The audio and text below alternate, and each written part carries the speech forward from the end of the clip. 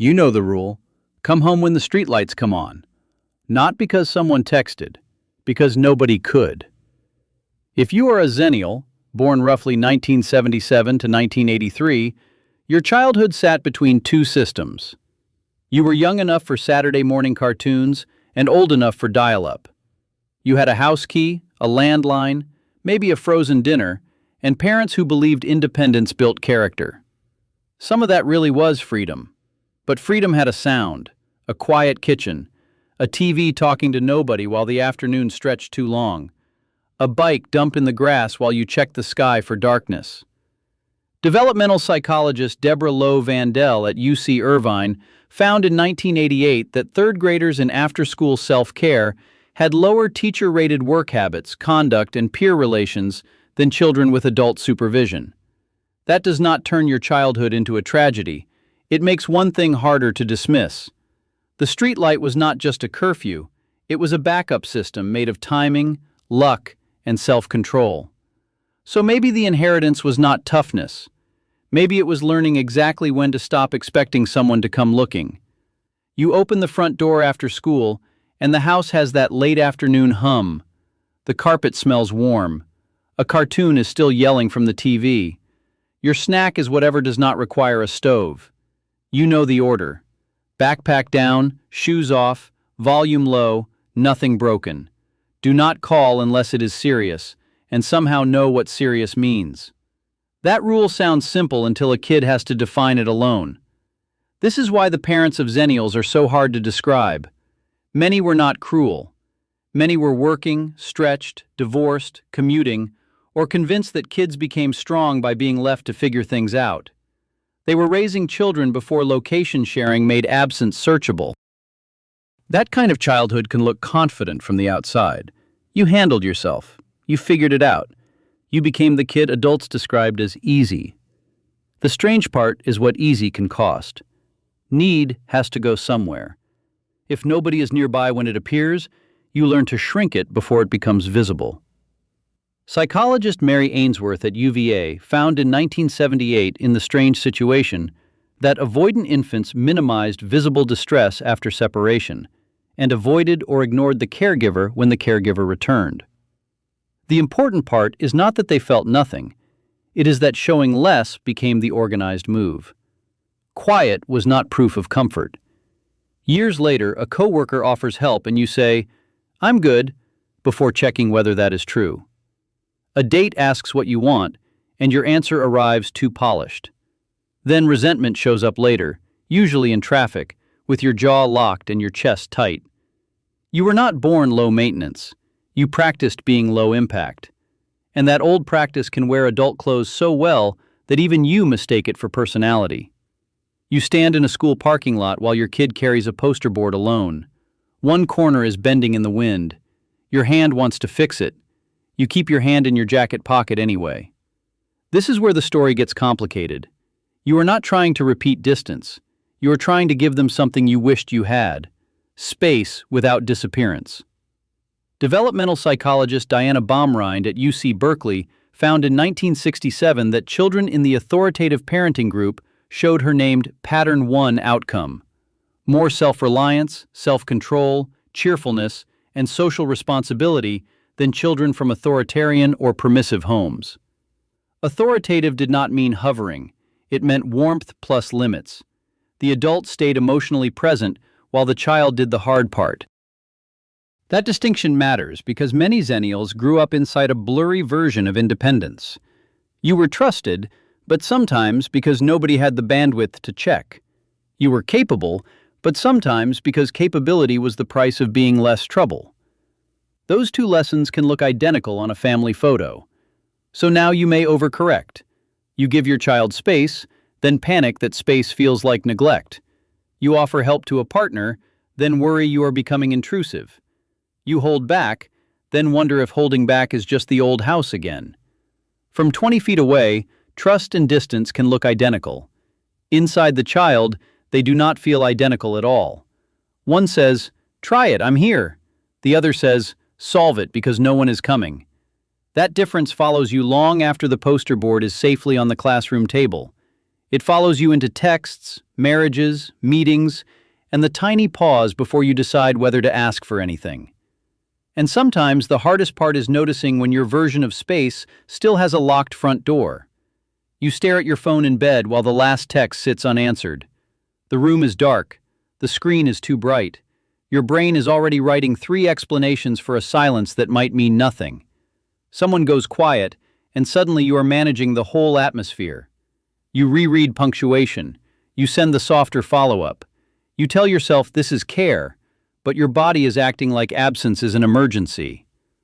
When you grew up with too little reachable help, another person's struggle can feel like a siren. You do not just want to support them, you want to cancel the scene where nobody noticed soon enough. Care becomes a search party wearing normal clothes.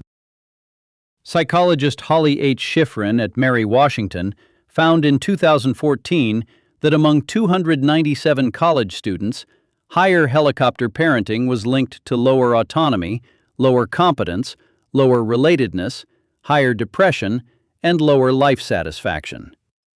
That creates a brutal tension. Too little help can teach you to stop expecting anyone. Too much help can teach someone else to stop trusting their own hands. So, when a loved one gets quiet, you may step in fast. Not because you want power, because waiting feels cruel. Because somewhere inside, silence still means the adult forgot to turn around. But they may feel watched instead of held.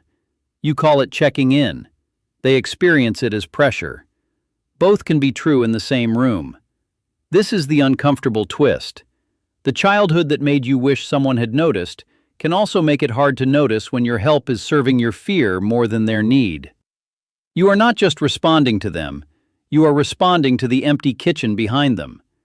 That is why a delayed text can feel bigger than a delayed text. It is not only the phone. It is the old rule waking up in your body.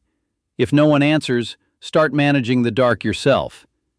You watch a kid wrestle with a stuck bike chain in the driveway. The chain keeps slipping. Their fingers are getting greasy. Your whole body wants to take over and finish it in 10 seconds. Instead, you hear yourself say, "Try once more." Then, "I'm right here." That sentence sits close to figure it out, but it lands differently. One keeps a door open. Psychologist Wendy S. Grolnick at University of Rochester found in 1989 that among 456 children, parental autonomy support and involvement predicted stronger autonomous self-regulation and teacher-rated competence. Not freedom alone, not control disguised as love. Freedom with a reachable adult. That is the missing category many streetlight kids never had language for. You can be allowed to struggle without being left. You can be trusted without being forgotten. You can learn competence without performing loneliness. This shows up everywhere. A partner saying, "Handle it your way," feels generous only if they stay emotionally available. A manager giving space builds skill only when feedback is real. A friend saying, "Take your time," feels safe only when you believe they will still answer later. The same sentence can carry different weather. Do it yourself can mean confidence. It can also mean inconvenience. Your body often knows the difference before your thoughts catch up. So the sharper measure is not whether someone helped. It is whether help stayed available without taking the wheel. Trusted feels steady. Abandoned feels like auditioning for adulthood in an empty room. And if those two looked similar in your childhood, closeness can still feel like a test you did not know you were taking. You wait for the catch. You listen for the sigh. You prepare to become easier again before anyone asks you to. You sit in a conference room after everyone else leaves. The meeting went well because you caught every loose end before it became visible. Your laptop is still open. Your chest feels proud and tired at the same time. Reliability became a social language. At work, you over-deliver before anyone asks. In dating, you stay convenient. With family, you handle what nobody names. Psychologist Lawrence Steinberg at Temple found in 1992 that among roughly 6,400 U.S. adolescents, teens with authoritative parents had higher school achievement and stronger school engagement than teens with authoritarian, permissive, or neglectful parents. Support changes what achievement teaches. With steady backup, success can feel connected. Without it, success can become evidence that you should not need anything. That is why praise can feel weird. "You're so independent" sounds nice, but a part of you may hear, "Good, keep needing less." Compliments can accidentally reinforce the old contract. Here is the reflection most people skip. When someone offers help before you earn it, do you feel relieved or inspected? Do you soften or start proving they made a bad investment? Do you answer the question or perform the version of yourself that costs the least? Because capability is not the problem. Capability is beautiful when it has somewhere to rest. The ache begins when being capable becomes the only way you feel safe being close. You may not fear intimacy. You may fear the bill that used to come with it. If someone gets near, will they stay when you stop being useful? Or will the warmth disappear once you become inconvenient? That is why a simple, "Are you okay?" can feel bigger than the words on the screen. It asks for something your childhood did not always practice. Not performance. Access. You fold warm towels at a laundromat while a dryer thumps behind you. Your phone lights up. Someone asks, "Are you okay?" You stare longer than the question requires. A younger part of you knows how to answer logistics. "Yes, I got home. Yes, I ate. Yes, homework is done." Those answers were clean, measurable, and safe. But this is not logistics. This is someone arriving before you have proved you deserve arrival. That can feel intimate in an almost inconvenient way. It can also feel suspicious, like kindness showed up without paperwork. No villain has to be named for the pattern to be real. Many parents were tired, working, doing their best, or repeating what they had been taught. Still, your body kept the schedule. Need waits until the streetlight comes on. You're not cold, you're a streetlight kid learning how to be reached. Your distance was never just distance.